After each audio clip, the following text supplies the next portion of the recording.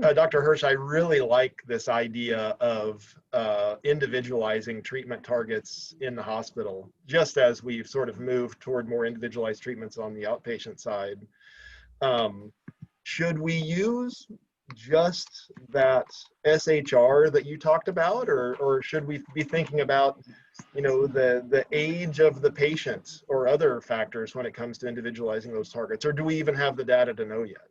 Yeah, I think it's premature. I wanted to be a little bit north of provocative, but I think this is where our research is going to go over the next few years. I think this is the reason why the literature is so confusing right now. We're treating everybody the same.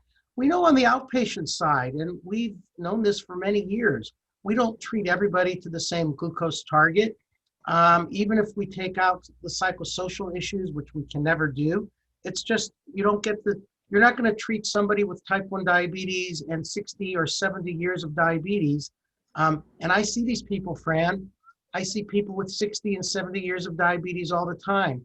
I'm not going to treat them the same as a 23-year-old just coming out of college as far as their glucose treatment targets are concerned. And I think what's happening on the inpatient side, we are seeing the same sort of data coming out. And what's really exciting to me is that we are seeing this from different parts of the world. It's not just one place. And I think what we now need to do with CGM is we need to do more of a precision medicine type of glycemic target randomized study so we can see if indeed these observations are true in a more rigorous type of trial. So the bottom line is I don't think we're quite ready for it yet, but by the same token, what I see around the country is sort of ignoring things, which isn't the right thing to do either.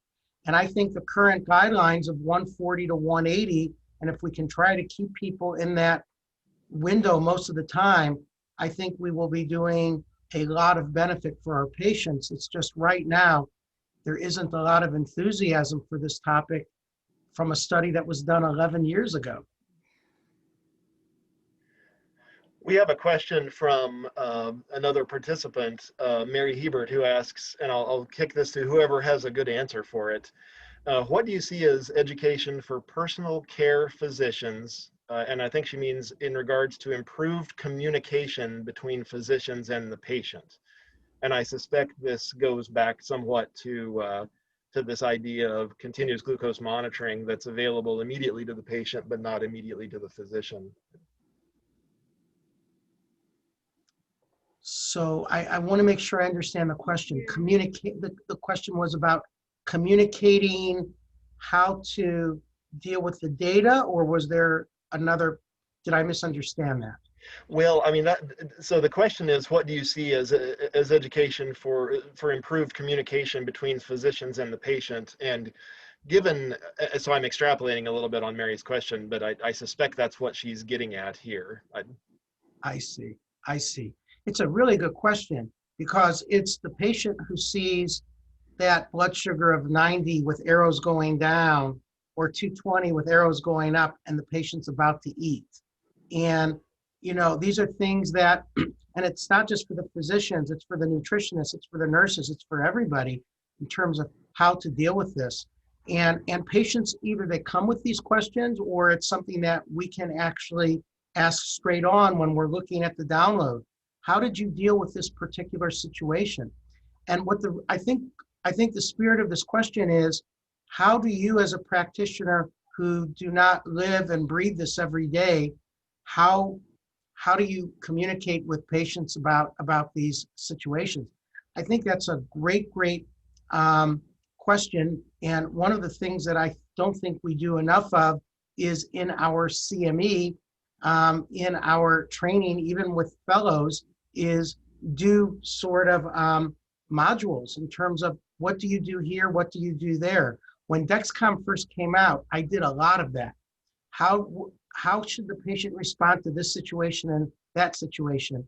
And now that we can do this all so easily on computers, I think that's a great place to do a CME. Maybe if I'm invited back, I'll I'll do that because it's really kind of a fun thing to do. Now, here's the other thing about this. There isn't one answer on how to best deal with the situation. There may be several answers that neither of them are wrong, and that's okay too. And it would be fun to get people, to get a panel of people and say, what do you do with this situation and what do you do with that situation? But frankly, I think for this question, in my view right now, it's just experience and trial and error and see what works and what doesn't work. I wish I had a better answer, but because it's a very good question. So I'll jump in a little bit because I think there's two ways to approach that question. One is to, and I, as always, absolutely agree with Earl, there's going to be some different predecessors of how you got to that 220 with two arrows going up. And the antecedents are not going to be the same. Therefore, the response isn't the same. And, I absolutely agree. And you could ask a host of individuals, what would you do? And they may have a different answer, of which maybe none are wrong, but maybe none are right either. I mean, it's still kind of trial and error. And this is where, when the patient can kind of start to log either in their own mind or, maybe at some point there's some way to get an algorithm, so the other way to do it is take those kind of very difficult to respond to situations of glycemia, all that preceded it and all that's going to follow it, and imagine that perhaps a closed loop, either with maybe not all the way with a pump and a sensor and an algorithm, maybe even with a pen and a sensor and some algorithm, where you might be able to have better machine learning over time to be able to address some of those things. And this is where, how many more inputs might we need? Is an accelerometer going to help? So that antecedent was from, in part, exercise or activity. But beyond that, I thought the question was going to, how do we really communicate with our patients with all this complex data? And this is where I think, kind of the approach really has to be to somehow truly give a lot more responsibility, a lot more credit to the patient themselves, to try to wade out their experience and remembering what might have happened and understanding that they made the best decision they could make and that none of it's right or wrong. And how do you take some of those situations and learn even more from it? And, I do think, some of our lexicon still needs to be improved, words like control and adherence and, all those kind of things. And it's from the mouths of children that you can actually get to hear how loaded some of our lexicon really is. I was out with one of my patients, he's 6. We did a telehealth visit yesterday. He was so proud of himself. He had just lost a tooth, which he showed me, blood and all. He wanted to know, were his sugars good or bad? And, of course, neither of those words should apply, right? And, I just worry about, particularly in the younger children, what not that the parents are doing this even maliciously, they're interact, well, that wasn't a good outcome, that was really bad. And then the kids pick it up and then it kind of sticks, maybe forever, that there's good and there's bad in this when there's only what it is. Yep. Well, it's a good point. I want to add one more thing to something Fran said, which is true. It's not what do you just do with the decision when the time comes, but how did you get there? And one of the things that's been so interesting to me is, especially with my type 2 patients on multiple injections using Libre, and I'm using Libre because that's the only device that we see frequently where I can actually quantitate how often they are looking at the sensor. I can guess with the others. I know about the alarms with the others, but I can actually look. And there's actually data published on how often one needs to look. But the issue is, if somebody has a 220 and they're about to eat and there's arrows going up and they're only checking 2 or 3 times a day, well, that is the most common thing that I see.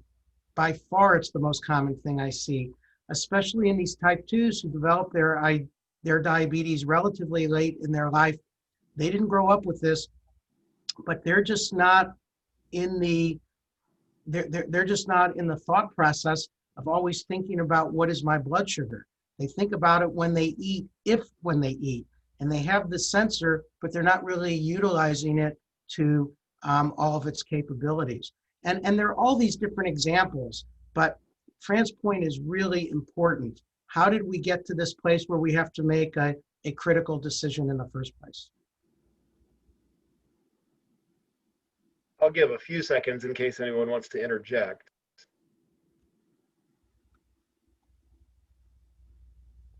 But I think this hypothetical patient with a sensor showing a blood sugar of 220 and rising is a nice transition into a question I had for Dr. Kaufman in terms of, can you speak a little more on the micro bolusing that we anticipate with emerging closed loop systems? Would this be a situation where that micro bolusing might come into play? Well, there's the patient bolusing with the carb entry, and then there's the micro bolusing. So we have one system out there with micro bolusing, the Tandem Control IQ. And, you know, I've watched a number of my patients on it now, and I would say not to malign adolescents and young adults in any way, because they are the most fascinating people next to 90-year-olds, Earl, on the planet. Because their thought process is, you know, you're like on a roller coaster. Whoa, you know, I'm barely hanging on, trying to listen and understand. You know, but they're doing less bolusing some of the time, thinking these little micro boluses. And some of these micro boluses, I just was looking at an upload that one of my patients just sent me. I mean, we're talking 0.1, you know, 0.2, and this is for a missed meal bolus. It likely had, you know, 300 or 400 carbs in it, and those kind of numbers just aren't going to make it. You know, I think it's a great phenomenon. We'll have to see how the Medtronic 780 turns out to be with their micro bolusing. But I don't think we're going to get to the point where it will replace mealtime best estimate bolusing, or even maybe mealtime barely best estimate bolusing, with, you know, with the constraints on the algorithm to not over deliver insulin. So, you know, I think it looks like, you know, when you kind of rack and stack all the different algorithms and closed loop devices and things, I'm not sure we've seen anything yet that really distinguishes itself as, you know, this is an absolute hit out of the ballpark. They're all achieving about the same time and range, same reduction in A1C. You know, we'll have to see what happens with the devices yet to come out with real world data, because I think you know, the clinical data and from clinical trials is great, but the real world data, I think, may be, you know, what we've got to hang our hats on. And we only have it really from 2 devices so far. And even with a little micro bolusing on the Tandem IQ, I'm not sure we see it very much different than the 670 without it so far. Dr. Hirsch, any comments? Well, I can tell you, in adults, I think I've been more impressed with the Control IQ for the adults, because I know this may be hard for you to believe, Fran, but we have adults who don't do great with their bolusing either. And I can believe it, because they started as teenagers who didn't do great. Yeah, these are just teenagers on figurative steroids. And I'm still thinking, I saw a woman in her early 40s and she still can't remember to bolus. And it was really amazing. And I think part of the reason for her is she doesn't eat much lunch.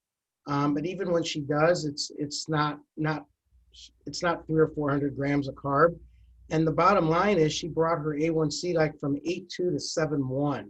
She's never been that low except for pregnancy. And so, I mean, I see these anecdotes, and that's all they are. These people who are not bolusing, but it's I guess the more conservative thing to say is I'd rather have these microboluses than not have them. No, and obviously the next generation of the first device out there is going to microbolusing. And, you know, I think it might leave some of the newer entrants in the market a little bit behind. We'll have to see, you know, what all their algorithms are actually going to ultimately do. But I'm not saying, I'm just saying the data so far, at least in the clinical trials, have not shown much of a distinction between the two. Right. But I like it. It's better than not. Yeah, exactly. And the other thing I wish we'd see is a truly, not just an incremental improvement, but a true significant improvement of our rapid acting insulins. Fran, I remember so well you and I talking when Humalog came out back in the day. And it really was transformative for type 1 diabetes at the time in 1996. It really was. And the two ultra rapid acting analogs we have now, I don't think we can say the same. And certainly we can't say the same from the clinical trial data from the Fiasp or the rapid acting Lispro. And it would be nice if we had a truly transformative rapid acting analog to help with all of this, but we just don't have it yet. Yeah, I remember that first study, and actually I remember the study even with Humulin with Richard Guthrie had done some of those studies. But for our first Humalog study, we had a crash cart in the room. You know, we gave that first dose, and we were just ready for that glucose to just go straight down. You know, and we could still be waiting actually if. Well, I remember after Humalog came out and all of my patients wanted to put it in their pumps, there were no endocrinologists in Seattle other than those of us at UW at the time who would put it in the patient's pumps because they were afraid it was too fast and too dangerous. Yeah. Well, I think at the beginning, didn't we mix it with a little, you know, 50-50, some Humulin and some Humalog? That was David Shade's idea. That's right. Yes, because it was going to be so fast you wouldn't have enough tail. Boy, did we get that wrong. Yeah, absolutely. So speaking of insulin, I work on the public health side of endocrinology for the most part now, and we've been talking a lot about the kind of bleeding edge of diabetes technology here.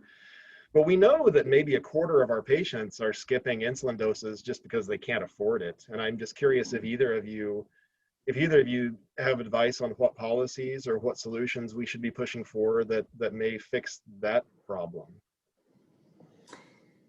Well, you know, the policies are so far, you know, difficult to understand, actually, difficult to know where we're going to be, because I think we're in a political quagmire right now that hopefully we'll get out of pretty soon, and at least know we've got one president coming up, and not potentially two.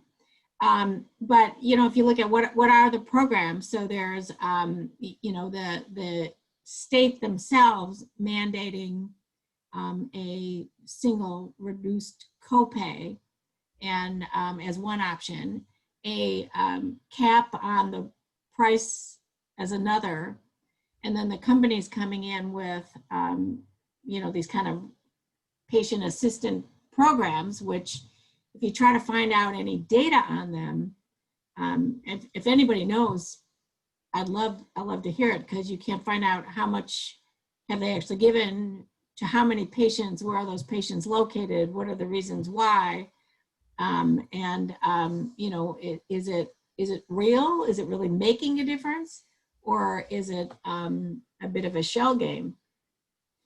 But something, you know, needs to be done. And I would say, you know, obviously as endocrinologists, it matters to us a lot about insulin, but I would say across the board, you know, in the oncology realm, you know, it's shocking what some of the prices are. and that we end up excluding people as a result of these exorbitant prices. Yeah.